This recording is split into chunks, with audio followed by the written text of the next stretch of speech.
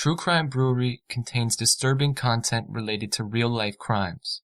Medical information is opinion based on facts of a crime and should not be interpreted as medical advice or treatment. Listener discretion is advised.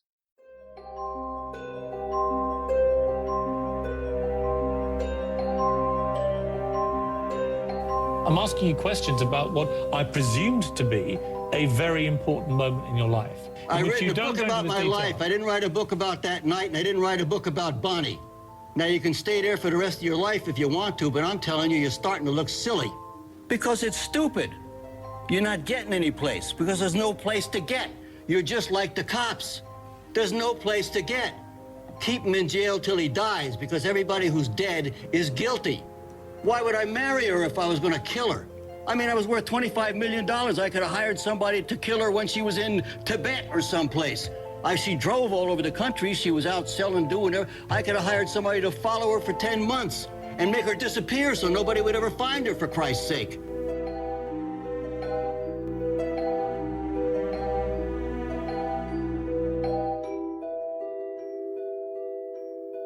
Welcome to True Crime Brewery. I'm Jill. And I'm Dick. This episode is sponsored by RX Bar. For 25% off your first order, visit rxbar.com/TCB and enter TCB at checkout. Bonny Lee Bakley was not the most ethical or law-abiding of women. Not someone you'd want your daughter to model her life after. She was a con artist and a groupie who used sex and deception to get money from men. When she was shot to death in May 2001, her husband at the time, actor Robert Blake, was charged with that crime, but there was a long list of other people who may have had a motive. As a young girl, Bonny's dreams were similar to many other girls. She wanted to be rich and famous one day. Growing up in poverty probably helped to motivate her. Her desire to leave her hometown and begin her quest for stardom began very early after she was sexually abused by her father. And fame would become an obsession for Bonny. After high school, Bonny moved to New York. She started calling herself Lee Bonny. She got some small modeling jobs and worked as an extra in movies. But her goal of becoming a star was not happening. So her focus switched from becoming a star to marrying one. And sadly, her life became a life of scams, stalking celebrities, stealing credit cards, and eventually becoming pregnant with Robert Blake's child and marrying him. After only 4 months of marriage, she was murdered. This murder is officially unsolved, and there are many questions remaining. I think one thing worth considering is whether Blake would have been convicted if Bonny had been a more sympathetic victim. Does our justice system have different standards for so-called good girls than it does for someone like Bonny, a woman with an objectively shady history? And then, of course, there is the celebrity factor. What role did that play? Come join us at the quiet end as we discuss the murder of Bonny Lee Bakley, the acquittal of Robert Blake, and the actual evidence in this case. What do we have for a beer today? The murder actually happened in California, so... And that's why I took California. So I picked one called Fyodor, Fyodor, named after Dostoevsky, Nice. the great Russian author. Mm-hmm. So Fyodor is a Russian imperial stout brewed by Stone Brewing of Escondido, California. And I know, I got another stout in here. You are stout crazy. I promise I'll find other styles. Well, especially since it's summer. We want some lighter, refreshing beers. Nobody's going to sit on their deck and drink a stout. Well, you might, but most of us won't. A lot of people will. Oh, okay. Anyway, bear with me. So this beer is a black beer. There's really no head to speak of. Very nice aroma. A lot of roasted malt, some oak, some vanilla, caramel. Very nice. And in the taste, even better. Coffee, some dark chocolate, a little bit of vanilla, a little bit of caramel. I don't really catch any booze in there, which I thought I would. Mm-hmm. It's a 13% alcohol by volume, and I thought I'd at least catch a whiff. Oh, I would think that would smack you in the face. But no. So it's a very drinkable beer, kind of dangerous. Like you. See? I don't know about drinkable. But dangerous. Dangerous, yes. You know that. All right, let's open up a beer. Okay.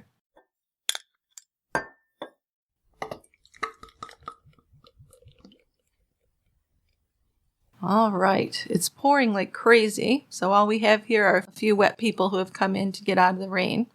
And I think they'd be in a great mood for a murder story. Perfect day for that. Nobody's real happy right now. They're all soaked. Yeah. So they're thinking, "Argh." But they have their drinks and they're ready. Okay. So let's curl up by the Quiet End's fireplace and start this story. Our story is going to begin on an August night in 1998 when Robert Blake went to a birthday party for his friend comedian Chuck McCann at Chadney's restaurant. Now, Chadney's was on prime real estate right across the street from the NBC studios. And this is where Robert had once been a regular guest on The Tonight Show with Johnny Carson. But in 1998, Carson was retired and Chadney's was a bit of a dive.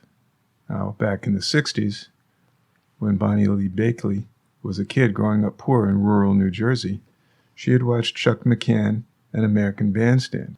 It was an escape for her. She was the daughter of an alcoholic who molested both her and her sister.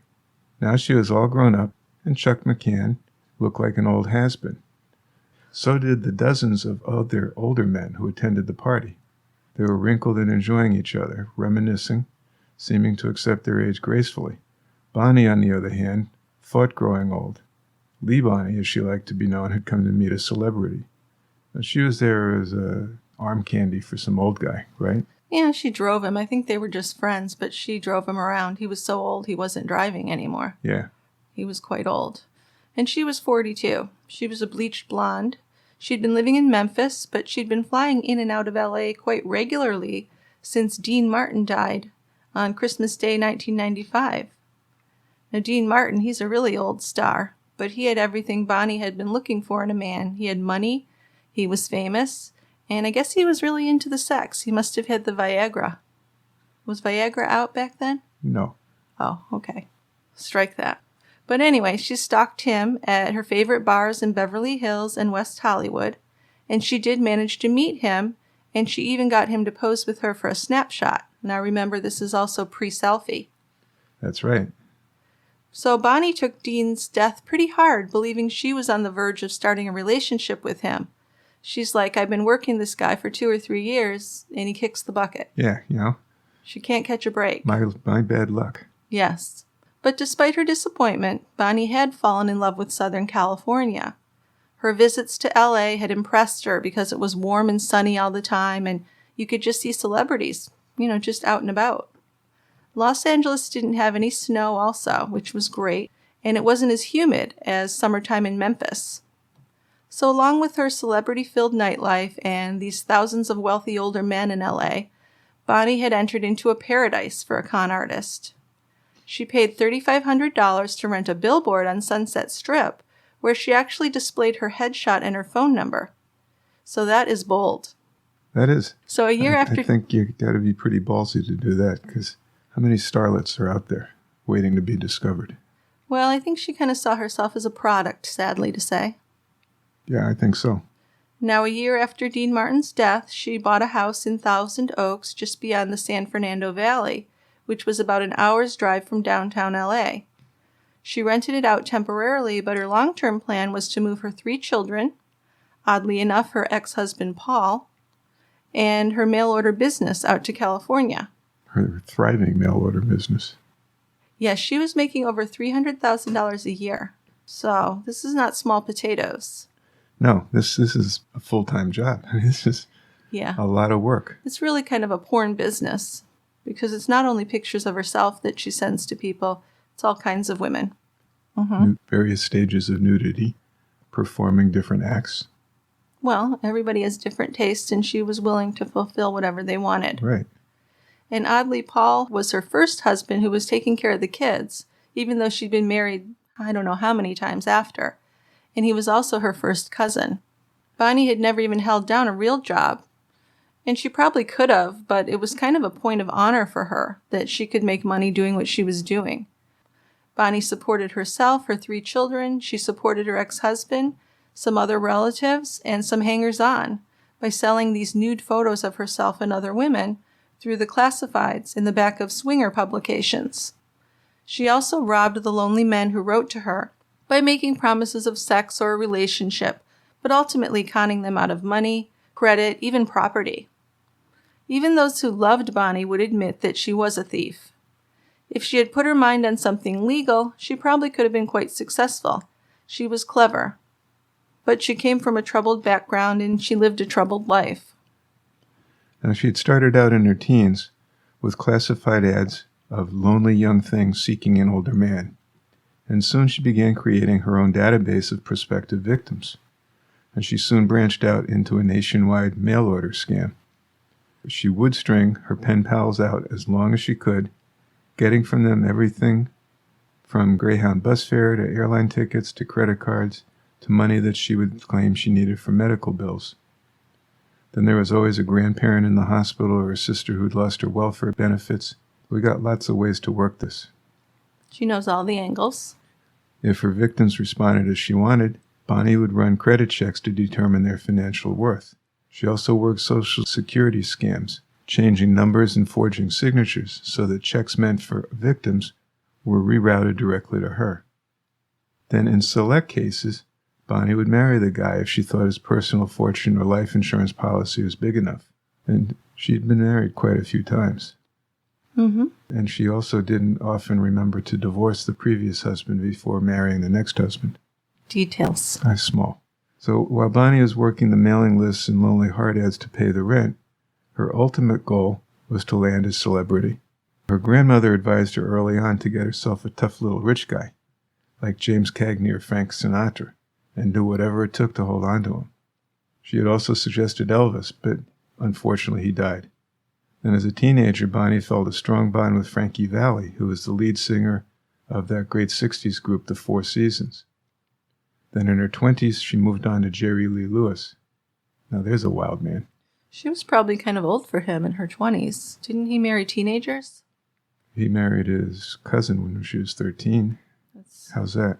That's pedophile. Yep. Now by her 30s, stalking celebrities had become a way of life for Bonny. Yes, so now here she is in her early 40s at this birthday party at Chadney's. It's a Sunday evening, and like you said, she had come with this older guy. His name was Will Jordan, and he was a veteran New York comic who'd made a career of impersonating Ed Sullivan. So there wasn't much use for that anymore. Half the people now don't know who Ed Sullivan even was. So this guy was almost twice her age, and he'd taken her to parties many times before. They'd known each other actually since she was only 17. So any romance they'd had been long over. But Bonny still used him to get close to celebrities, and I think he used her right back, like you said, as arm candy and also as a ride. Yeah. To get him places. It's a mutually beneficial relationship. So at the party, Jordan introduced Bonny to Robert Blake. So everyone else there is wearing dress clothes, but Robert had on a sleeveless black t-shirt and jeans. He was 64. But his daily exercise had paid off for him, and he had a muscular build. He'd also had his face lifted and had his hair dyed from thinning gray to black. Not a good look, in my opinion. But well, that's just not your style. Right. Okay. I don't know how many people like dyed black hair on a 64-year-old man, but... Well, who am I to say? Right, that's true. I'm very judgmental. I take it back. Well, according to witnesses, Bonny was all over Blake. She moved up close to him and giggled every time he spoke, so he was clearly enjoying her attention. New Jersey was something that they had in common, and they talked about that. He was born north of Newark in an older Italian neighborhood, and she was born further west out in Morristown. No, he was actually born, yes, he was born in a little town north of Newark called Nutley, and we all know about Nutley for a variety of reasons. Okay. One is Martha Stewart, famous TV personality and whatever else she does. Mm-hmm. But also, maybe more importantly, it's where I spent my first 10 years of life. Mm-hmm. Good old Nutley, New Jersey. The formative years. That's right. So I owe Nutley a lot of thanks. Morristown's a little further west. Not much going on there. So Bonny and Robert left the party early together, and they seemed to be getting along quite well, flirting, touching each other. Mm-hmm. Once they were alone in the parking lot, according to Bonny's sister, Blake behaved like a teenager. He was all over her. Bonny left her car behind at Chadney's. So I guess she left Will Jordan to find his own way home. Poor Will. He might have been used to that, though. I bet they had an agreement. If she found someone, she was out of there. But Blake apparently drove them to a hotel, and according to Bonnie's sister, from what Bonnie told her, they had sex in his SUV right in the parking lot. And he didn't give Bonnie any money, but they did exchange phone numbers. So over the next several days, Bonnie waited for him to call her. She didn't believe in calling men first because that just wasn't how she did things, even though she was quite bold in approaching men. So at first Bonnie worried when she understood for the first time that he was kind of a big star, comparatively speaking. She knew that night that he was a famous actor, but she didn't know that he was really pretty famous for a while. This guy had once been Beretta, which was a New York-based cop show. Was he a cop or a detective? Did you used to watch that? He was a policeman. Yeah. This was much bigger than that time in the late 80s when Bonnie gave Jerry Lee Lewis oral sex backstage at a concert. This was her way out, her way up, I guess. A few weeks passed, but eventually Blake did call her, and he was very witty and clever, just as he'd been the night in the parking lot. She loved his husky, distinctive voice. It was just his mild manners. Just as charming as ever. Yeah. So he was kind of had this hint of danger, I think, and he had this Jersey accent with ain'ts and dats, and he kind of put it on, don't you think? Put on this persona of the little tough guy. Yeah. And he'd been in LA for 60 years, but he still had that accent. She wanted to impress him, so she played up her illegal activities, which he liked. She told him that her brother Joey was a hitman, and she told him that her sister was a Colombian drug dealer. Blake seemed to like the idea of associating with a criminal, so much so that he seemed to want to keep the romance going with Bonnie. So after they'd had sex a few more times, Bonnie returned home to Memphis, and she felt quite triumphant, like she had a relationship with a celebrity. So one of the first things Bonnie did was to run an asset check on Blake. There was no point in chasing down a celebrity if he wasn't financially solid. Well, no kidding. Everybody knows that. So Bonnie smiled, though, when she got the report back on Blake's portfolio. He was maybe not loaded, but certainly comfortable. He had an $8 million portfolio spread out over real estate, stocks, and business investments. To me, that's loaded. That's rich. Yeah. Yeah. But not, if you look at it's Hollywood the 1%. people, but for Hollywood upper echelon, he certainly wasn't there. Oh, okay. He's rich enough, though, for sure. Oh, he's rich enough. Plenty rich. For anybody. Right. But in the Hollywood area where he lived, probably wasn't that rich. Mm-hmm. All in comparison. But Bonnie was happy. $8 million, good enough for her. Blake lived in a rundown homestead on the flatlands of the San Fernando Valley. But he still continued to stay in shape in case that next big movie role turned out to be just around the corner. He had a room behind the house that was walled with mirrors, like a ballet studio, where he stripped to the waist and danced in tights. She thought that was weird. But the even stranger thing was the gun cabinet.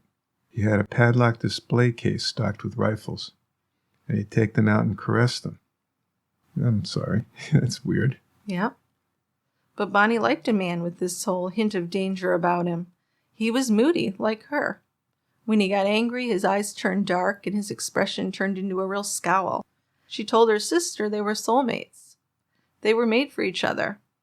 She also thought that she and Christian Brando, son of Marlon Brando, were made for each other. She'd been chasing Marlon Brando's oldest son since before he was paroled from prison in January 1996. She'd mailed him some of her photos and began a correspondence. And once he was out, she didn't let up. She hired a private detective to find out where he lived, and then she wrote to him again and continued to pursue him. He was a damaged guy from years of child abuse or whatever else happened. And before he was out of his teens, he was a gun-loving alcoholic. It's a bad combination. So the way he ended up in prison this time was he had shot his half-sister's boyfriend to death in 1990. But he only served 5 years of a 10-year sentence, and he was released. I have to think that his celebrity had something to do with that. Well, his father's celebrity, certainly. I mean, Marlon Brando, huge celebrity, way above Robert Blake. Yes. Yes. Miles. Yes. And also everybody had been drinking when the death occurred. And I guess there was an argument between the guy that Christian killed and his half-sister. Yeah, so wasn't the whole theory that he was trying to protect his sister? He was defending her honor or something. Right, right. Nevertheless, he shot him point blank in the face and killed him. Yeah. So, but he got a 10-year sentence, which does seem a little lenient, served 5 years, and was on parole. So Bonny was still sleeping with Christian Brando when she hooked up with Robert Blake. So despite his wild mood swings, by the beginning of 1999, Bonny found herself preferring Blake over Brando. He seemed like a better choice, since Brando had already killed someone. Yeah, I always have to consider that when starting a new relationship is, I think if they've it's killed important. somebody, that's a strike against them, usually. It should be, Mm-hmm. right? Mm-hmm. So Bonny decided that getting pregnant would land her with one of them, at least for a lifetime supply of child support. Exactly. I mean, you don't even have to stay with them. Right. If you get child support for a kid for 18 years, that can set you up quite He's nicely. doing pretty well. Mm-hmm. So neither of the men liked to use condoms.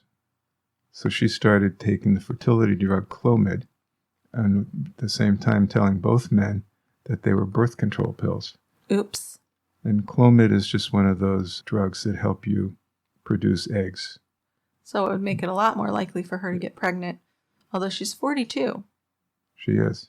But almost a year after she met Robert Blake, she did get pregnant. And when she told him, he yelled at her over the phone. He was not happy.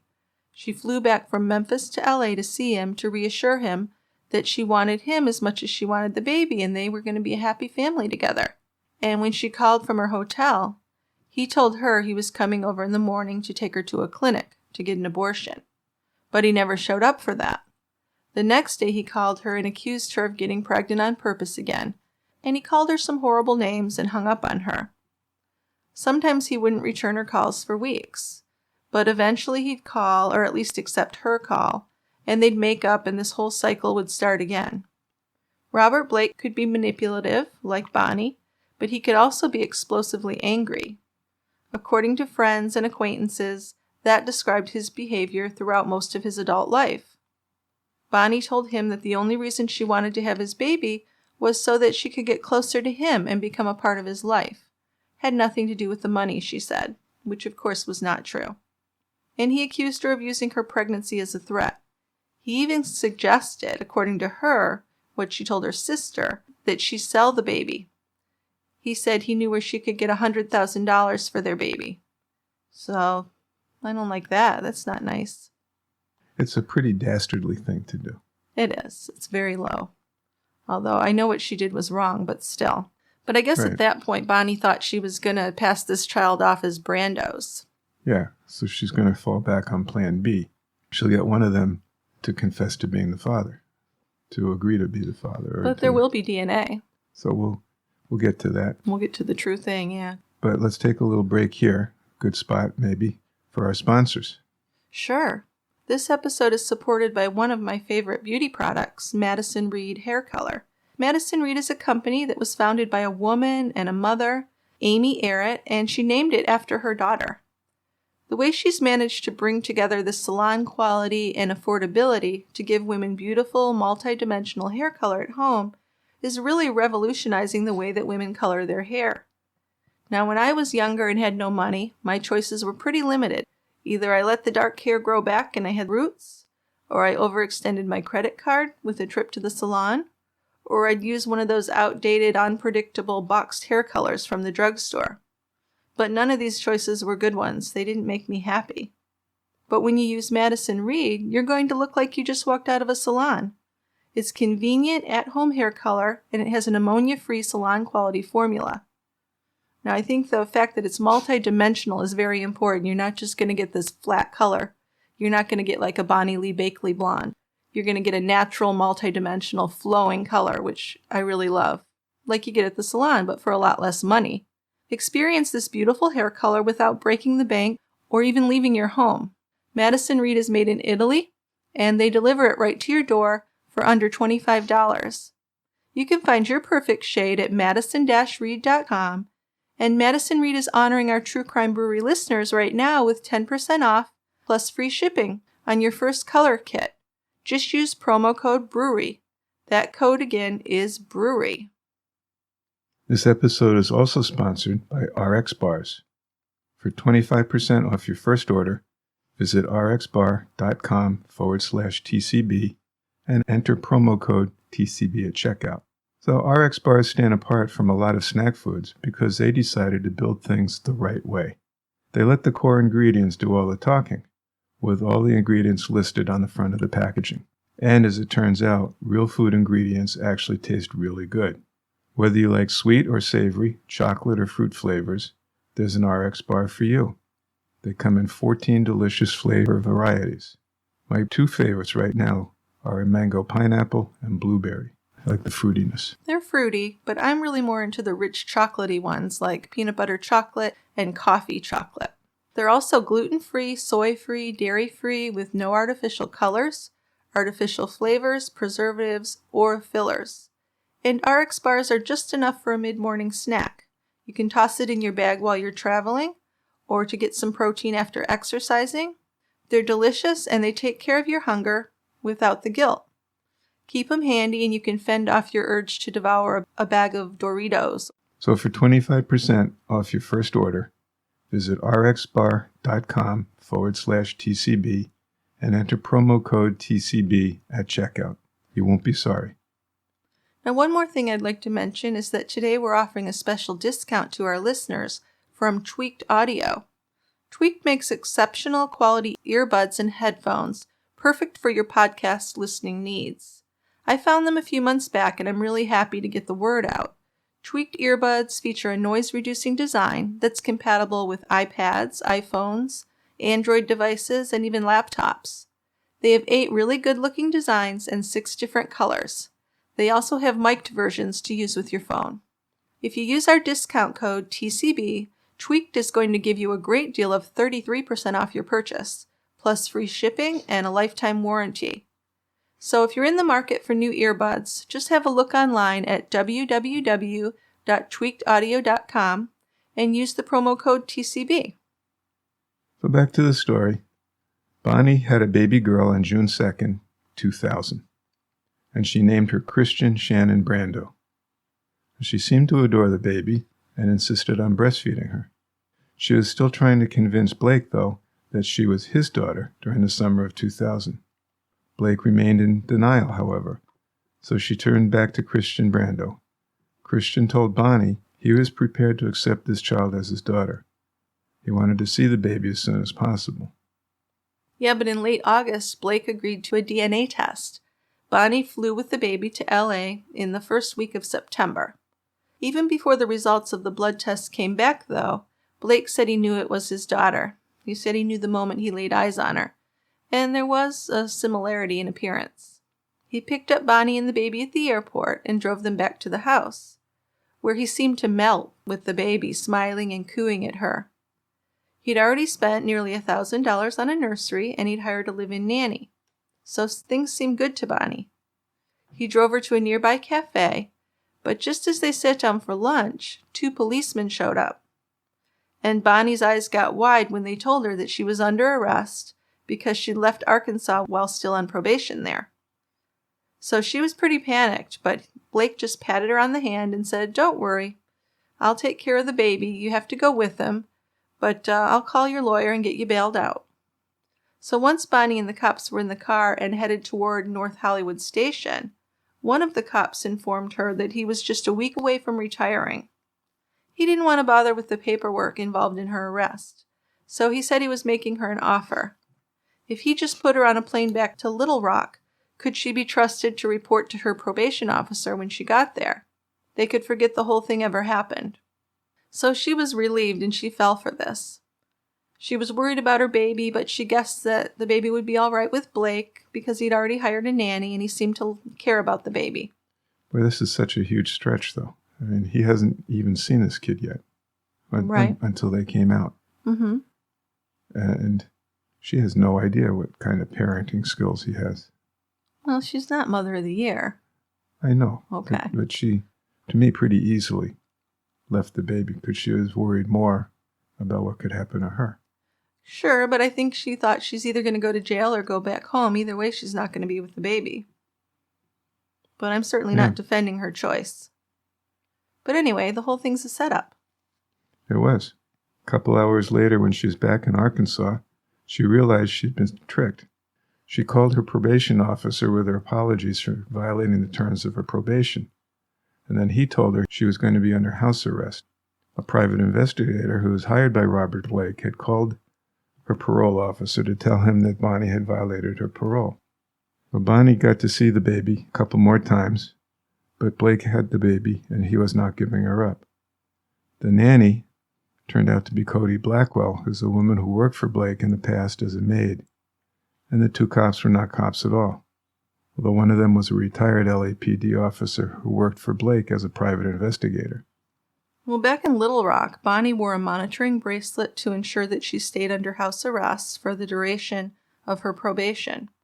She flew back to LA on October 1st with her parole officer's permission, and along with filing a police report accusing Blake of stealing her child, she delivered him an ultimatum: marry her or pay $7,500 a month in child support. Furthermore, Bonny threatened to go public with the whole story if her demands weren't met, and Blake gave in. By October 3rd, they had an 18-page prenuptial agreement that guaranteed that Blake would never have to pay her any money and that Bonny could remain a mail-order pornographer as long as she did none of her business on his property. They both agreed that community property would never be an issue because there wouldn't be any. Blake would keep what he owned and Bonny would keep hers. Bonny also signed a temporary custody agreement granting Blake physical custody of the baby. The paper also barred her from having friends or family visit without his written permission. Blake's daughter, Delina, kept the baby. Bonny didn't get to see her daughter that trip, but she'd finally landed a celebrity, so she was happy. Bonny went down to the LA County Clerk's office on October 18th and picked up a marriage license. Meanwhile, Blake ordered his lawyers to draw up a petition for full custody of the baby girl. What a mess this whole thing is. This is getting messier and messier, isn't it? Yeah. Then on October 24th, 2000, the National Enquirer carried a story with the headline, Robert Blake, 67, in bizarre tug-of-war over love child. And beside a photo of a scowling Robert Blake was a picture of Bonny with a pregnant belly. Then there was a far more flattering portrait of the smiling mother and her newborn that was on the bottom of the page with a cameo of Christian Brando at one side. The story included that Bonny had returned to Arkansas without the baby, but there was no mention of Blake's ruse to try to kidnap the child. Well, Bonny had asked Blake to buy her a round-trip ticket to LA for their wedding, and he refused. He wouldn't pay for a wedding ring either. Bonny rushed out before the ceremony and bought them both platinum bands. She demanded that Blake at least buy her an engagement ring, and he ended up buying her a second-hand ring with an opal, not a diamond. Big difference there. They were married on November 19th, 2000. The ceremony was so private that friends, neighbors, and relatives weren't even aware that it happened. They traded vows in Blake's backyard with a non-denominational minister officiating. There was no honeymoon. They didn't even sleep in the same bed that night. Immediately after the wedding, Blake's bodyguard took Bonny back to Beverly Garland Hotel, where she spent the night by herself. The next morning, she took a plane back to Arkansas to finish out the final 3 months of her probation, and the baby's name was changed to Rose Blake. Bonny still rarely got to see Rosie, whom Blake's daughter was raising as if she was her own daughter and not her half-sister. Blake kept postponing Bonny's request to see the baby, appearing to do everything he could to sever any ties between mother and daughter. While this was Blake's second marriage, nobody was sure how many times Bonny had been married. In fact, her own sister didn't know how many times Bonny had been married, but she could count at least 10. Now, despite the travesty that her wedding number 11 turned out to be, Bonny seemed happy. She was Mrs. Robert Blake, but within 7 months she was dead of an assassin's bullet. So, of course, we know that Blake would be the prime suspect and eventually charged with Bonny's murder. So let's go over his background. Yeah, let's go over that because that is significant. I mean, that made him the man that he is. According to Blake, he was born Michael Robert Gubitosi, an unwanted child born to poverty. According to his cousins Rose Newick and Steve Visicay, it was worse than that. His uncle Sal fooled around with his mother behind his father James Gubitosi's back, and Blake was the result. before he was born, James Gubitosi was identifying his son as a little bastard.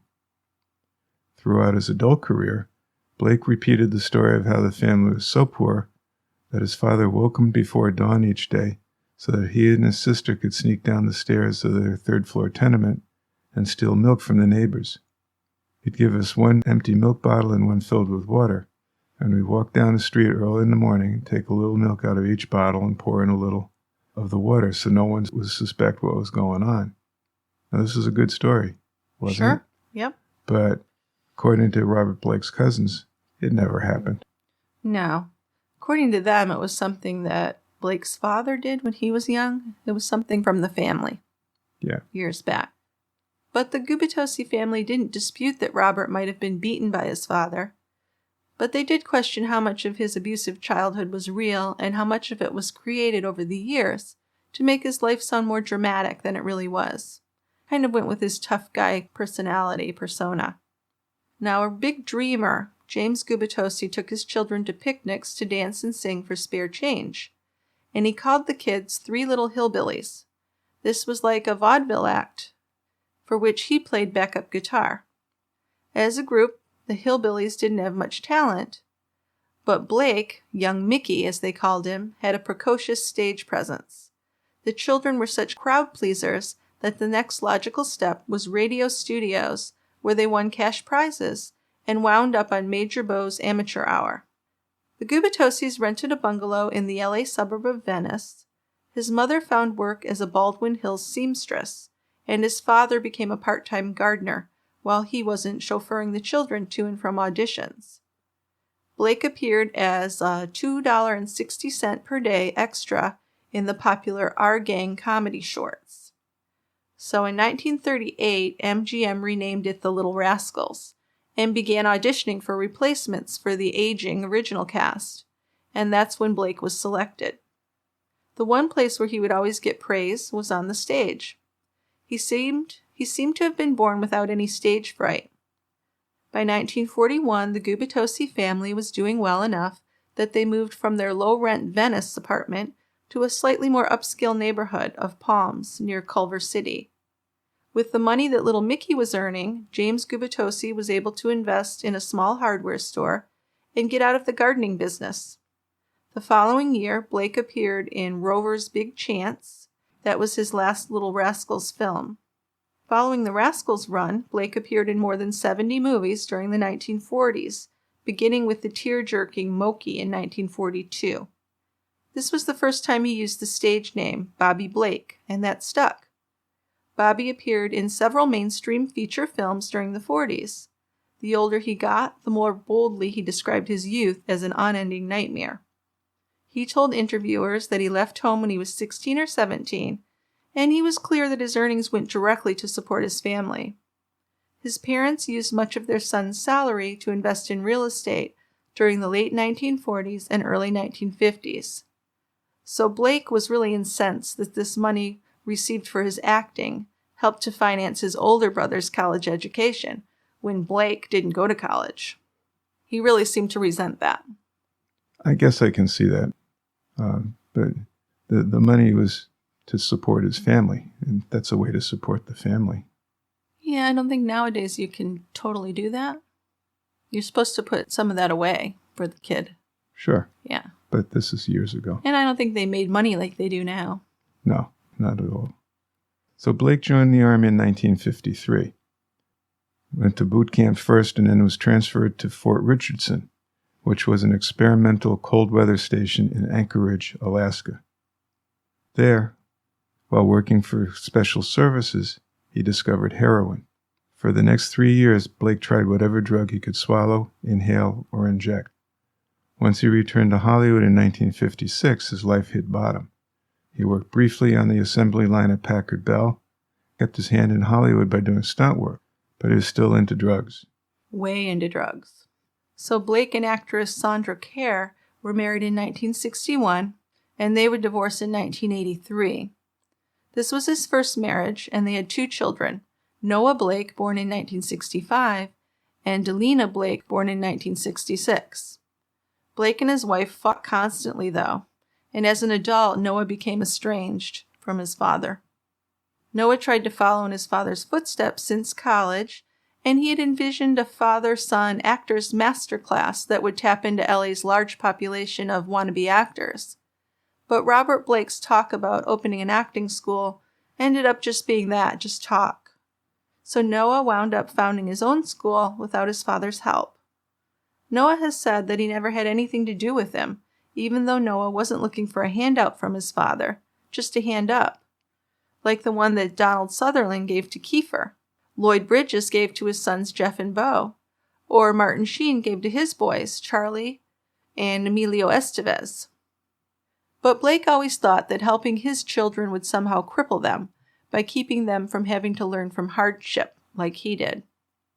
When Noah and his sister were growing up, Robert loved to defend both of his children against injustice, just so long as that injustice came from the outside world and not from inside their own troubled house. Robert and their mother were constantly at war, either with each other or with the neighbors. Whenever the subject of child abuse came up during an interview or in one of his appearances on The Tonight Show, Blake would bring up his own tortured childhood. And the more he talked about it, the worse it got. On the other hand, he didn't mind telling audiences that he and Sandra would make love in front of their own children. And he made kind of a gross comment. How else were they going to learn, he wanted to know. Now, that wouldn't fly nowadays. They would not play that on The Late Show. No. But they had it on Carson. They'd lose custody of the kids. So they did finally divorce in 1982. And the Blakes fought over which of them would get custody of Delina. She worshipped her father and sided with him during the divorce. She went on to earn a master's degree in psychology and interned as a marriage, family, and child counselor while she finished up her doctoral dissertation at UCLA. But when she graduated, she drifted out of her father's life. She made her home on the opposite end of the San Fernando Valley. She still saw her father far more frequently than her brother, but all three lived very separate lives, and neither of them had met Bonny Lee Bakley. And now Noah was kind of estranged from his father, wasn't he? Yes. They had very little to do with each other. Although he did say on the Marcia Clark special that he had met the baby. He had spent some time with the baby, but probably when the baby was at his sister's house. Yeah. I think when Marcia Clark asked him how much he spent with his father, he said they didn't communicate at all. Right. They were estranged, yeah. He didn't have, I don't think he had very good opinion of his father. Mm-mm. So let's get to the night of the crime. I think we've gone over the background pretty thoroughly. Okay. This happened on May 4th, 2001. Blake took Bonny out for dinner at Vitello's restaurant in Studio City. She was fatally shot in the head while sitting in Blake's vehicle, which was parked on a side street around the corner from the restaurant. Blake claimed that he had returned to the restaurant to collect a gun which he had previously left at the restaurant, and claimed that he had not been present when the shooting took place. Right, so they parked beside a vacant house that was under construction on a side street and walked a block to the restaurant, which some people said was not that unusual. There wasn't a lot of parking right there.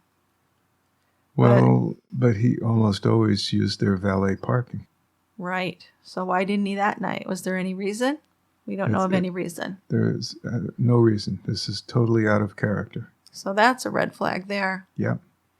So this was a big hangout for him, right? He'd been going there for almost 20 years. Yeah. 2 or 3 times a week. Yeah, regular He even hangout. had a dish named after him. Right, yep. Something a la Robert Blake. Yeah. So they arrived around 8:30 p.m. and sat in his usual corner booth. They ate, he paid the bill, and they left around 9:30. But when they got to his car, Blake said that he discovered he'd left his .38 caliber handgun behind in the booth. How do you have a gun in a booth anyway where you'd leave it? You take it out of your pants pocket and sit it next to you? Good point. I don't know. I don't want to go to dinner with someone holding a gun. But maybe that's just me. Not a small pistol. This is a good-sized handgun. Yeah. And interestingly, nobody in the restaurant can remember him coming back. Right. To retrieve the gun. That's a big thing. But he said he returned to the restaurant, retrieved the gun, asked for 2 glasses of water, drank them, and left. But nobody at the restaurant remembers the water or anything, right? Right. Then when he returned to his car, he found that Bonny had been shot twice. After discovering his mortally wounded wife, Blake went to a house around the corner from Vitello's parking lot and knocked. Sean Stanek opened the door to a frantic Blake around 9:50 p.m. and called 911. Then both men ran to the car, where Bonny lay slumped in the passenger seat, kind of folded down over the console in the middle, and she was bleeding profusely. Paramedics were unable to save her. So what about cell phones? I guess there were none. I couldn't find anything about cell phones, and I'm thinking... Well, 2001, I think they were rudimentary. Yeah, plus he's an older guy. I don't think they had cell phones, because there was no talk of why didn't you use the cell phone. There was no checking the phone, bouncing off of certain towers. Right. No, there was... I think that's a non-thing. There were no cell phones involved. Right.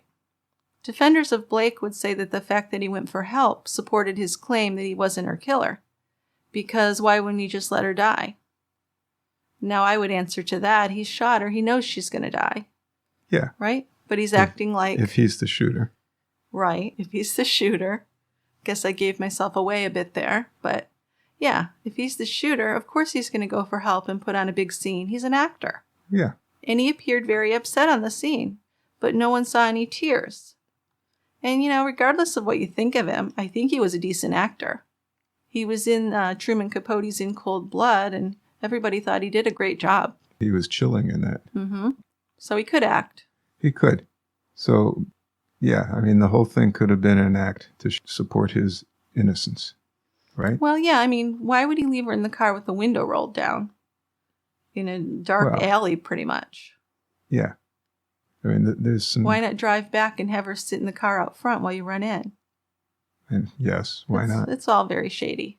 So there's a lot of problems with this story. Well, yeah, didn't you say he was carrying the gun because he thought someone was stalking her? So why would he leave her out there with the window down? Yeah, that's why he had the gun. That's what he said. Because she had told him, allegedly, that someone was stalking them. Allegedly. Yeah.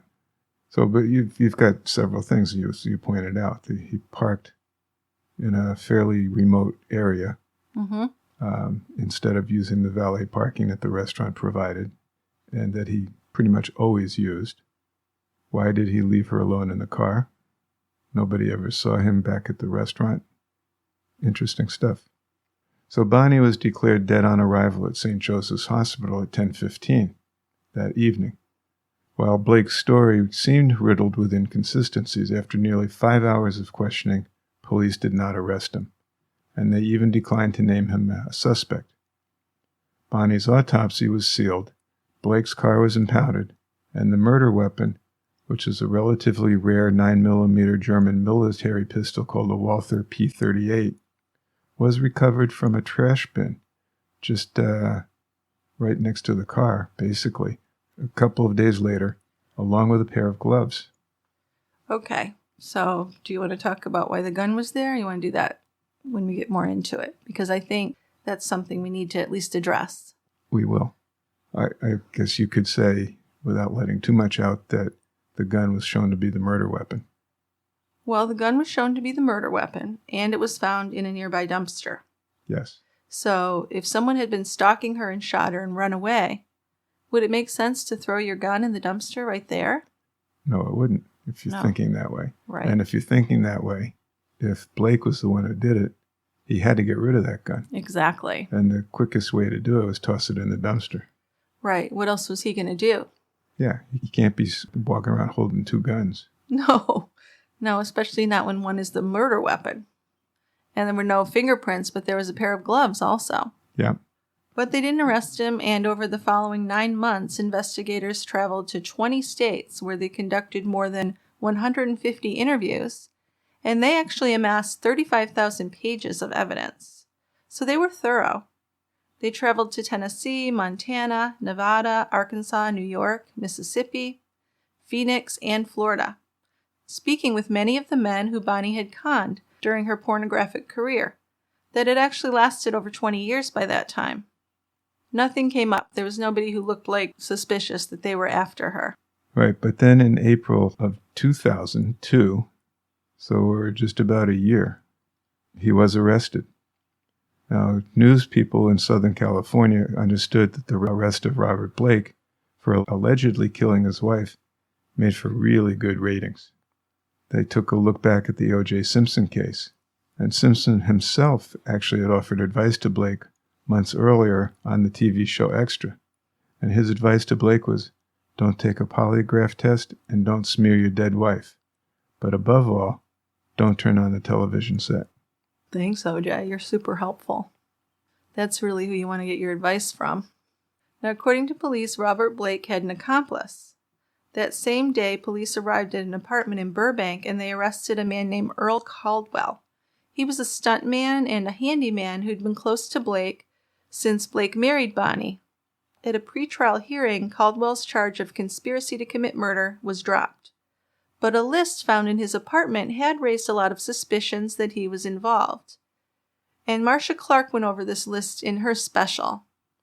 On the list we had 2 shovels, a small sledgehammer, crowbar, .25 auto, get Blake gun ready, old rugs, duct tape - black, Drano, pool acid lye, and plant. So Marcia Clark, on the first 48, actually went over each item on the list with him. He said the shovels were for work they were doing in Blake's backyard. A sledgehammer and crowbar were for busting up old concrete on the property. He said that .25 auto meant that he was getting his oil changed for his car at 25,000 miles. For get gun ready, he said that Blake was planning to have pictures taken with a gun with blanks in it. Now, is that something that old has-been actors do, is they still have pictures of themselves taken? He might have still been trying to get jobs. I suppose. It's just the interview, if you look at it on the show, Caldwell's interview. Oh, yeah. His reasons for why everything was there, just kind of suspicious, kind of shaky to me. Well, they individually made sense, but just all of them together was a bit hard to swallow, right? Yeah. Yeah. He said he was getting black duct tape for many things he did because he liked black duct tape. He said he was throwing out old rugs. He said the Drano was for a clogged drain. Makes sense. And the lye was to acid wash the pool, which he never actually did. He said he was also removing or planting plants around the house. He also said that Blake wasn't a violent guy, and he believed that Blake was innocent. So, that's really all we have with him. During the investigation, police were approached, though, by stuntman Roy Snuffy Harrison, who told them that Gary McClarty and Ronald Duffy Hamilton told him that Blake had tried to hire them to kill Bonny. They discovered that Blake had gone to a 7-Eleven with Hamilton and bought a calling card for them to use to communicate. The calling card, if used from a public payphone, would hide the record of their communication. So they think they're being clever. But it's almost funny. The problem is that Blake used his home phone to use the card, which allowed police to trace the card right back to him. Yeah, oops. They also discovered that he only used the calling card to talk to these 2 guys, which makes it super suspicious. Okay, if you're going to use a calling card from your home phone, that's one thing. But if you're only using it when you're calling these 2 guys who say that you tried to hire them to kill your wife, to me, that's very suspicious. Now, they finally got Duffy to tell them about the calling card. McClarty and Duffy both testified that they declined the offer to murder Bonny. And both men are now dead, so they haven't been interviewed for years. No follow-up with either of them. No. But Blake did remain in jail for a year until he had his trial. He gave an on-camera interview to Barbara Walters from jail claiming he was innocent. After a 2.5-month murder trial and 9 days of deliberations, the jury found Blake not guilty. Despite the 2 stuntmen testifying that Blake tried to hire them to kill Bonny, the jury didn't believe there was enough evidence to convict. And I guess a big part of that is they didn't find these 2 witnesses to be credible. In November 2005, there was a civil trial, and Blake had to testify in the civil trial because you don't have the right to not incriminate yourself like you do in a criminal trial. Exactly. And he was ordered to pay Bonny's 4 children $30 million in damages. So it's very much like the Simpson case. Not guilty of the murder, but responsible civilly. That's right. Now, in February 2006, Blake filed for bankruptcy. An appeal on the civil case was filed in February 2007, and in April 2008, an appeals court upheld the civil case verdict, but cut Blake's penalty assessment in half to $15 million. Blake's attorneys had protested that jurors improperly discussed the Michael Jackson and O.J. Simpson verdicts during deliberations of this case, but the appeals judge ruled that such discussions were not improper. Well, he's maintained a low profile since his acquittal and his filing for bankruptcy, with debts of $3 million for unpaid legal fees, as well as state and federal taxes he owes. So although he's retired from acting for years before Bonny was murdered, due to his legal problems, he said that he might return to acting someday in order to help him financially. Not to indulge in ageism, but he is 82. The likelihood of him getting an acting job, I think, would be slim. Plus, he's not well liked. Yeah. A lot of people think he did this. I think that's the main thing. Yeah. I think he could find at least some minor roles and do some acting. Mm-hmm. But no, he's... kind of a pariah. Exactly. Yeah. So he's not going to do anything. And he's such a braggart. In that little clip from the Piers Morgan interview, he's saying he had $25 million, which we know was not true. Why do you have to lie? If you have $8 million, why do you have to say you have 25? I mean, it just shows a deep insecurity that a person has. Like it's never enough, you know? Whatever you have, it's not enough. It's not enough to impress people like you feel like you need to. Certainly not in Hollywood. Well, anywhere, right? I mean, it's just different numbers, different places. So in 2010, the state of California filed a tax lien against him for over $1 million in unpaid back taxes. So he's kind of broke. He's very broke. Then in July 2012, Blake was interviewed on Piers Morgan Tonight. When Morgan asked Blake about the night of Bakley's murder, Blake became defensive and angry. And very defensive. Yeah, he said he resented Morgan's questioning and felt he was being interrogated.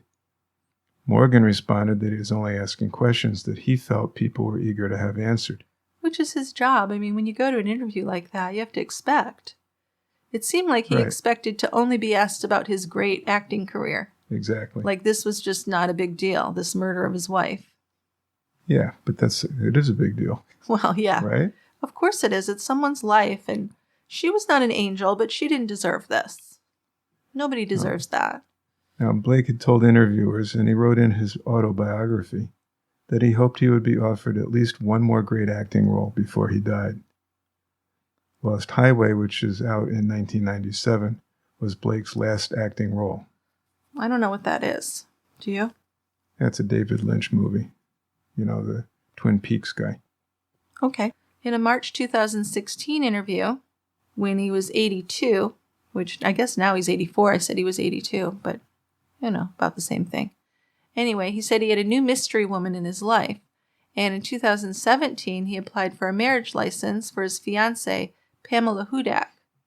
Now, this is a woman he'd known for decades before Bonny, and she testified on his behalf at his trial. So they've been friends for a while. So maybe that's good. Possibly. So what do you think? Do you think the stuntmen were telling the truth? Well, it's hard to say because they really had a lot of baggage, including serious drug use and addiction. They actually had an expert testify for the defense about how their drug use made them hallucinate, and they were not reliable witnesses at all because of a history of drug abuse causing brain damage. I'm not sure if I believe that completely, but it did make them so that the jury didn't believe them. Yeah, but at the same time, it was strange that they would hallucinate the same thing separately. Exactly. I guess the defense tried to say that their careers were going downhill and they wanted attention, but they were retirement age. And is that the kind of attention you want? And if they were friendly with Blake, what motive did they have to set him up like that? I think it has to be more than wanting attention to set up a former friend for something as serious as hiring you to murder their wife, right? Right. So then the other thing is, if a hitman did come and murder Bonny, why would they dump the gun in a nearby dumpster? Right. So it's much more likely that if Robert Blake was the killer, he'd need to have a quick place to dump the gun. Sure. But if the killer was some other person who fled the scene, they would have taken the gun with them. So most likely, I mean, I guess it's possible they would leave it, but most likely. And what about the phone card? I mean, it's really suspicious that he used it only during the short frame of time when they said he tried to hire them, and only with the two men. Only with those two guys. Right. The jurors said they didn't find those stuntmen credible. No, they didn't. So who else could be the killer if it's not Blake or a hitman? How about Christian Brando? Some people have suggested it could be Christian Brando. In the past, Brando had told Bonny that she should be careful what she was doing with her scams, or she was going to end up with someone putting a bullet in her head. But he said not on my part, so it sounded more like he was warning her that she was going to make someone angry and they're going to kill her. Didn't really sound like a threat to me in the context that it was in. There's a transcript of it. Right. At the same time, he wasn't the most stable person, and he had killed somebody before. So. Yeah, but that was kind of in passionate. Okay. It wasn't really planned out, I think. No. And he never told anyone that he was really invested in having this baby be his, so I don't think that would have made him enraged. He never told anyone that he was even upset that the baby wasn't his. So it seems a stretch to me that Brando would have followed them when they went out to dinner and waited, and then come over and shot her while Blake was away from the car. I mean, how did he know how long Blake would be away? How did he know he'd even leave Bonny alone there? He had no way of knowing that Bonny would be left alone in the car, or that Blake just hadn't, walked over to the dumpster to pee and he was going to come right back. I just don't think it's very likely, and I see the same problems with any of these men who, supposedly had a motive, who could have been following her. I just don't see them doing it at that point. Because Blake's behavior was pretty suspicious that night, too. But I don't know if they had enough to convict him, honestly. I can kind of see why he was acquitted. I can definitely see why he was acquitted more than I see why O.J. Simpson was acquitted. There was much more evidence in that case. Oh, way more. Yeah. Yeah, I think the likelihood is that he did kill her. Or at least arranged for her killing. Enough to give me beyond a reasonable doubt. Yeah, I think you could be right there. That's it. Unless you believe the stuntmen, which I tend to believe the stuntmen. I haven't heard their testimony, but I think if you believe the stuntmen, you could probably convict. That would be enough. Possibly. Also on the night of the shooting, Christian Brando did have an alibi. He was in Washington State. That was confirmed. So he was never charged in the murder. He died of pneumonia at age 49. People with drug abuse, alcohol abuse, they die of pneumonia at a young age sometimes. Yeah. Why is that? They're malnourished. Their immune systems are shot. Maybe they're drunk and they aspirate. Mm-hmm. And there's different reasons. It's really sad, though. It is. Well, an important piece of evidence is the gun found in the nearby dumpster, which was determined to be the murder weapon. The gunshot residue test was inconclusive, but then Blake had used the bathroom and I'm sure washed his hands more than once before the test was done, because he'd been to the bathroom a few times. We've done other cases where they don't do the gunshot residue right away. That should be done before the person's out of their sight. Yeah, because it's kind of a transient thing. And it's easy to wash off. Wash hands, wipe your hands on other objects, and there's lots of ways that you can diminish gunshot residue.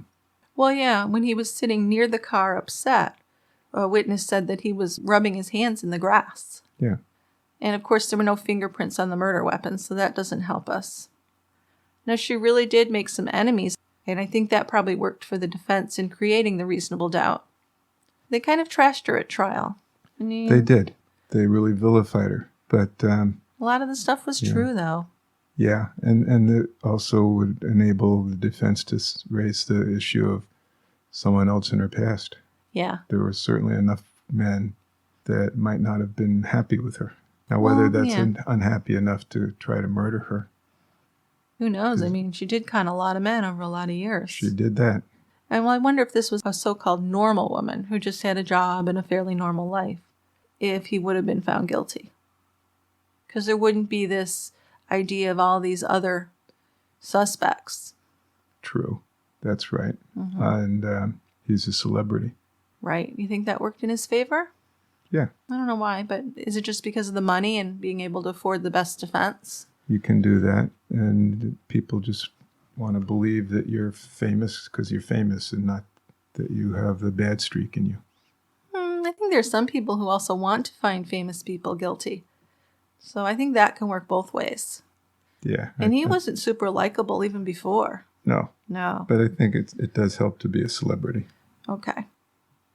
So what kind of media do we have for people to look at if they want to find out more about this case? We got a couple books that we enjoyed. Blood Cold, Fame, Sex, and Murder in Hollywood by Dennis McDougal and Mary Murphy. And we also have Murder in Hollywood by Gail C. King. Both are nice, easy reading books. Yeah, the Piers Morgan interview, I mean, just to kind of get an idea of what a crazy guy he's turned out to be. Yeah. It's worth watching. Well, you got to watch the interview just to see what he's dressed in for the interview. Yeah. Eccentric? Would that be a nicer way to say it? Yes. Yeah. Okay. So we think he probably did it, but it was probably the right verdict that he wasn't found guilty. I think he probably did it. Yeah. Yeah. Okay, well, before listener feedback, let's say thank you to our listeners, our Tie Grabber members, our Patreon supporters, and people who have taken the time to send us feedback. If you have some feedback or a crime suggestion, please email us, direct message us, or leave us a voicemail. You can click on Leave Us a Voicemail on our website, tiegrabber.com, or you can record your feedback on your phone and email it to us at truecrimebrewery@tiegrabber.com. If listening to True Crime Brewery is a positive little part of your life and you think you'd enjoy an extra episode to listen to once in a while, you can offer us some support by joining Team Tie Grabber at tiegrabber.com or by becoming a patron at patreon.com/True Crime Brewery. As a member, you'll get access to our members-only TCB episodes, and we have a new one coming out every month, and there are about 20 already out there that you could binge on. These are full-length episodes that we put just as much effort into as our regular episodes. When you join, you're helping to pay for the costs of producing and distributing the show, plus you get a free gift or two, or sometimes 3. What's the most recent one we did for members only? We just did the Clara Harris Murder by Mercedes. Oh, yeah. That was interesting. It was. Yeah. Good case. And I think before that, was it Jill Cahill? Jill Cahill. That was more of a sad one. That was a domestic violence situation. Yep. Although I guess you could say Clara Harris. That was domestic violence, too. Yes, I guess you could take it that way. Yeah, you could. Well, some other ways to offer us some support is to follow us on Twitter at TieGrabberPods, on Instagram, TieGrabberPodcasts, or on Facebook. We also have a True Crime Brewery fan discussions page on Facebook, which we'd love you to join. And also, if you have a few minutes extra and you'd like to leave us a review on iTunes or wherever you listen to the podcast, we would absolutely appreciate that. And one more thing, I'm sorry to say, but there'll be no episode next week as we're taking a week off to travel and kind of regroup. I think it'll be good for us.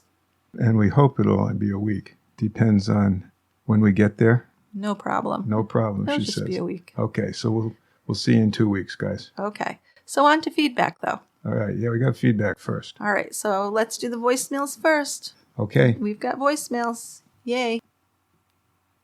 Hi, this is Deb. I just wanted to tell you that I'm enjoying True Crime Brewery so much. I'm on a vacation, and the show is just, it's addictive. Also, the details that you put into your podcast are amazing, and I just wanted to let you guys know that I enjoy it so much, and I'm glad I found you. But there's a case I thought you might be interested in. It was the murder of Daniel Sorensen, 26 years old, here in Canton, Michigan, by a 18-year-old boy named Jean-Pierre Orlowitz. Apparently it was a thrill kill, and he killed him and then decapitated him. There was a friend along, but apparently Daniel was the instigator. It happened in 2008, so I thought that might be something you could get your teeth into. He attended Plymouth Canton schools, and by all respects, he seemed like a normal kid until this happened. And again, enjoy your podcast very much. Bye-bye. Thanks, Deb. We appreciate your comments and your suggestion. So in 2008, in November, Jim and Kim Sorensen learned that their son Daniel had been stabbed multiple times, had been decapitated and burned over 80% of his body. So shortly after that, their son's friend, J.P. Orlowitz, and another young man were charged with the murder. The claim was that Orlowitz acted in lawful self-defense, and that the defendant honestly and reasonably believed he was in danger of being killed. And even if it turned out later that he was wrong, if his belief was honest that he was protecting himself, he would be found not guilty. But after they heard from schoolmate Alex Mullins, who testified that he helped Orlowitz put tarps up on the windows of his grandfather's garage and across the floor, he told the jury that Orlowitz told him he was going to kill Daniel Sorensen because he didn't like him. He told the jury he wanted no part of it, and he didn't participate. So in the case, the prosecution tried to show that the evidence of them buying Drano showed premeditation and planning that went into the execution of the crime. So it was really a fascinating case. And actually, Canton is very near where I grew up, probably within 20 minutes of my old stomping grounds. So I really want to look into this case, if nothing else, just because it's from my neighborhood, or near my neighborhood. Let's do it. Okay. Who else you got? Some more voice messages, right? Yep. Hi, Dick. Hi, Jill. This is Marcia calling from Truth or Consequences, New Mexico. I'm a big fan, as is my nephew, who lives up in Seattle, Washington.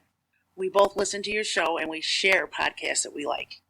We also listen to other crime podcasts, I'm sorry to admit. And this Christmas, I'd like to get him coffee mugs from each of the podcasts we listen to.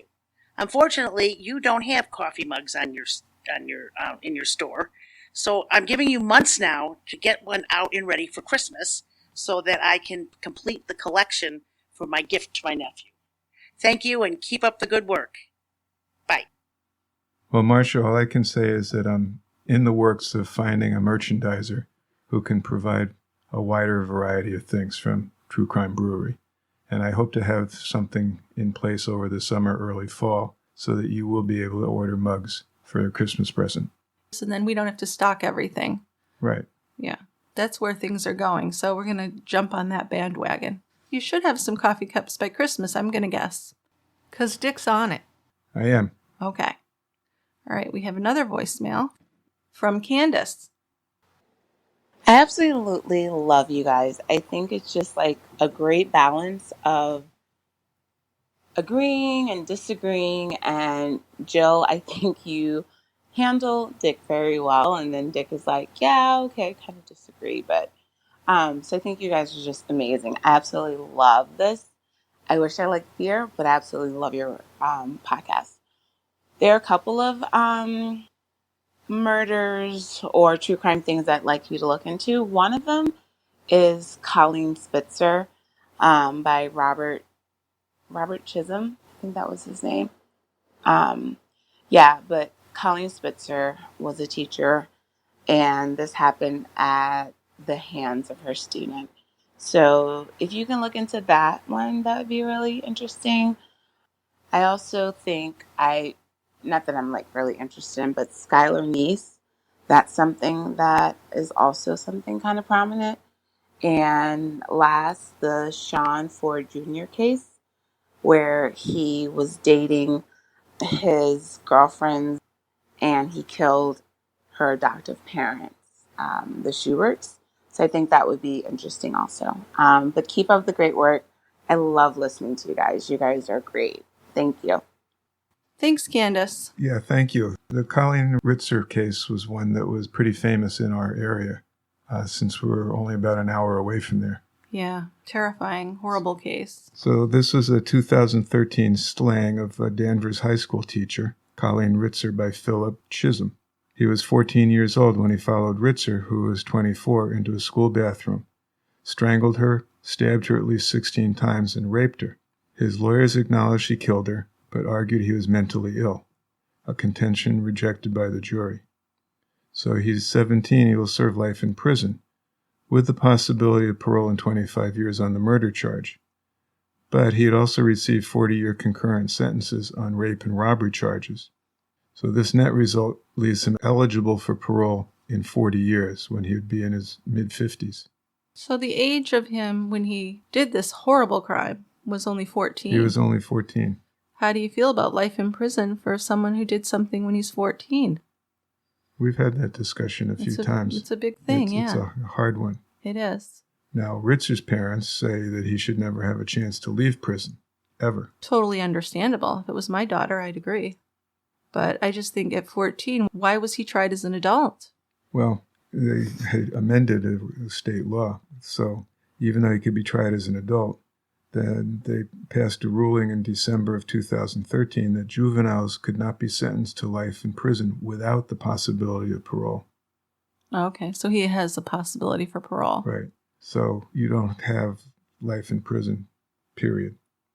You have a possibility of parole if you're a juvenile when you commit the crime. But isn't it more important than how much time he spends there is what happens while he's there? At that age, you're still in your formative years. I would think there might be a chance for some rehabilitation. There might be. As far as we can tell, the runaway devil, the 13-year-old Canadian girl that was involved in the killing of her parents and sibling, who's been paroled, is leading a pretty good life. Yeah, but I mean, with her, I think the boyfriend did a lot of it. Still. Yes, I'm not saying she's excused from it, but I'm saying this kid took his teacher, brutally murdered her, and then if I remember correctly, he wheeled her out towards a creek or something in a trash barrel. Right, he did. And this is horrendous. It is. I think this is exceptional in that way. And so you're going back on your argument that he should have life in prison? I'm not arguing either way. I'm just throwing out the questions. Okay. So the law in Massachusetts is that he cannot serve life without possibility of parole. And that's what he's got. I think maybe we should do it because I think there are a lot of issues I could talk about on this. It would appear. Yeah. Okay. Okay, so that one I think is going to go towards the top of our pile. Okay. Now, what else did she mention? She mentioned Skylar Neese. Skylar Neese, yeah. Okay, we just watched a Dateline on that just a couple days ago.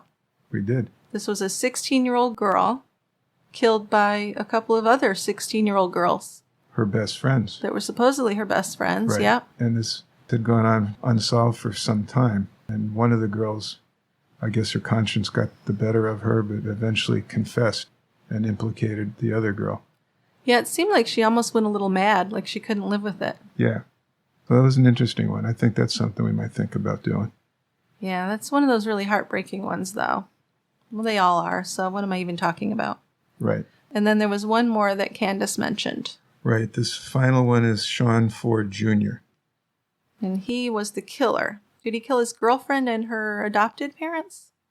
This is a kid named Jamal Vaughn who went with his friend Sean Ford Jr. to the home of Jeffrey and Margaret Schobert. And he watched Sean beat the couple to death with a sledgehammer. Now, prosecutors said Ford killed the couple because he was angry that the people wouldn't allow him to visit their teenage daughter, who was his former girlfriend in the hospital. He had been accused of critically injuring Chelsea Schobert 10 days earlier by stabbing and beating her after she refused him sex at a party. So that's the girlfriend who was in the hospital. Girlfriend, Oh, hospitalized. wow. So I can certainly see why the parents would refuse. That's totally reasonable. Yeah. But he was disturbed, and why wasn't he in jail? Why was he on the loose after he'd done that to her? I don't know, because it was a week and a half before. Yeah, he must have been out on bail. So Vaughn, for his part, was accused of inflicting superficial knife wounds on Jeffrey Schobert's back after Ford had struck Schobert more than a dozen times with a sledgehammer. So the other kid did participate a little bit. He did, but it sounds like Ford was the main perpetrator. Candace set in some good cases. So now we have some emails. Couple emails. I see you have a case suggestion from Jamie M. Jamie M. says, "Hello, I'm a pretty big fan of your podcast, and I wanted to share with you the story of my neighbor's murder in hopes that maybe you can research it and get her memory out there. Her name was Emma Posada Espinoza, and she was from Lompoc, California. Her body was found on July 21st, 2014, in La Habra, California. Her son, Gabriel Espinoza, was her killer. He apparently strangled her in the middle of the night, put her in her own car, and drove her to La Habra, where he went to a gated apartment complex. They used to live there, and he left her there to be discovered later in the week. So the whole incident rocked our neighborhood. And in the beginning, we thought maybe she'd been abducted and murdered due to a carjacking because her car was missing. But then her son started to act strangely. He took money out of all the bank accounts. He went on expensive trips to Las Vegas. He bought a new car. He even went on news channels saying he forgave whoever did this. There are clips of this on YouTube.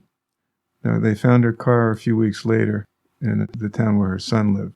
He showed up at our annual neighborhood block party and acted very strange. Clearly wasn't grieving for her like the rest of us. Tore through her house and rifled through her mail like he was searching for something. And instead was more talkative and engaging than he had ever been in the 10 years we had been doing the party. Eventually the police figured out it was him and arrested him. They charged him with murder, with special circumstances of financial gain because of the $400,000 that he collected after her death. But the jury didn't believe that it was for financial gain, the murder, and he was sentenced to 25 years to life. So the anniversary of her death is coming up, so I thought I would share her sad death and strange story with my favorite podcast. Thanks for reading. Jamie. Well, thank you, Jamie. I guess what I'm wondering is, was this an adult? It sounds like it was an adult son. Yeah. Yeah, okay. To me, it's one of the ultimate betrayals when a child kills their parent or a parent kills their child, because that is like, to me, that's the tightest relationship. Isn't it? That's the non-conditional love. No matter what you think, you always look out for that person if they're your parent or your child. So that's a huge betrayal. And to do it for money or anything else is just terrible. So I will definitely look into it. I'm not sure if we can do an episode out of it, but maybe we can update on feedback if we get some more info on it. Yeah, let's look. Then there's another case suggestion from Lisa J. Okay, so Lisa says, first of all, amazing job on the research and overall quality of your podcast. Of the 50-plus true crime podcasts I listen to daily, that's a lot. Yours is my absolute favorite. So what an honor, right? It is. Out of 50? Out of 50. You continue to impress and never let me down. Thank you for all your hard work. I have a case suggestion for you. This is the case that actually got me interested in the true crime genre from a very young age. I was about 13 when I read this book. I believe this case really brought child abuse to the forefront of society and showed us that anyone of any social class can be a monster. This was also one of the first live televised trials which contributed to its popularity. So this is a case we know and we've mentioned before. It's the case of the death of Lisa Steinberg at the hands of her adopted parents, Hedda and Joel Steinberg.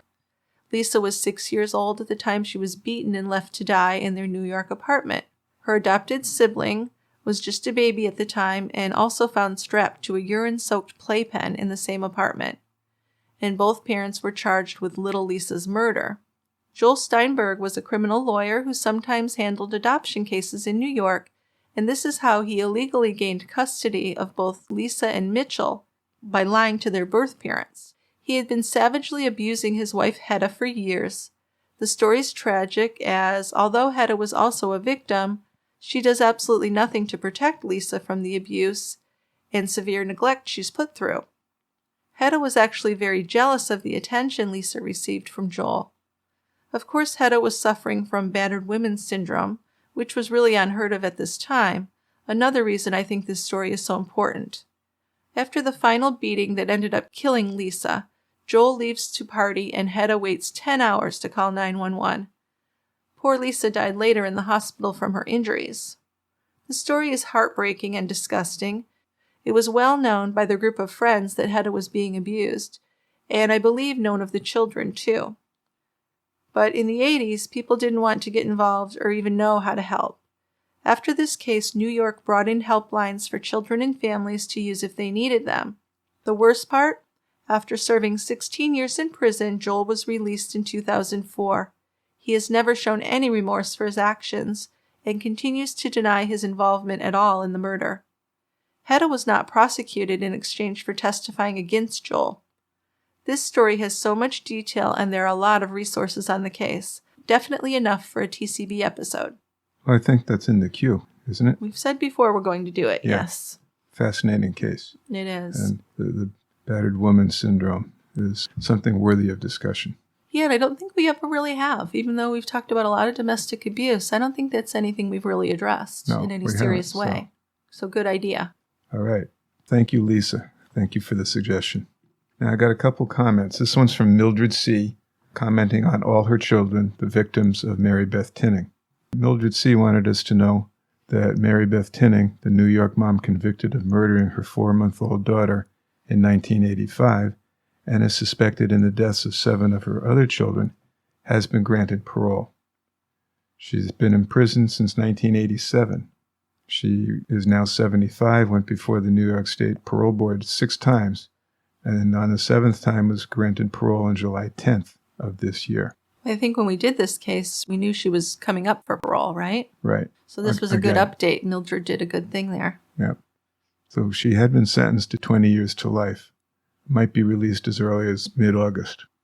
She will remain under community supervision for the rest of her life with a parole officer, and she will be required to abide by a curfew and participate in domestic violence counseling. So do you think she's a danger to society? At 75? Probably not. Well, considering all her victims were her own children, she's not going to have any more children, so that's one good thing. Right. And while she's suspected in the deaths of her other kids, the only one they charged her with was the 4-month-old. Yeah. It's easy to imagine her being forever in prison for killing all those kids. Sure. Which there is no doubt in my mind that that's what happened. And I think probably at least 90% of the population thinks that. Yes. Yeah. Well, her husband was still supporting her, so I'm curious if he is going to be with her, if he's even still alive. Yeah. But he did support her. He has continued to support her and continued to visit her in prison. So if he is still alive, I wonder if they'll be together. So Hamstead J has another comment for us, and this is on a case we did quite a while back. We called it Cruel Intentions, and this was the murder of Becky Friedley and Vicky Friedley and John Hayward. This was a girl and her mother and her mother's boyfriend. Yep, okay. So Robert Pape was found guilty of the second-degree murder of Becky Friedley and the first-degree murders of Vicky Friedley and John Hayward.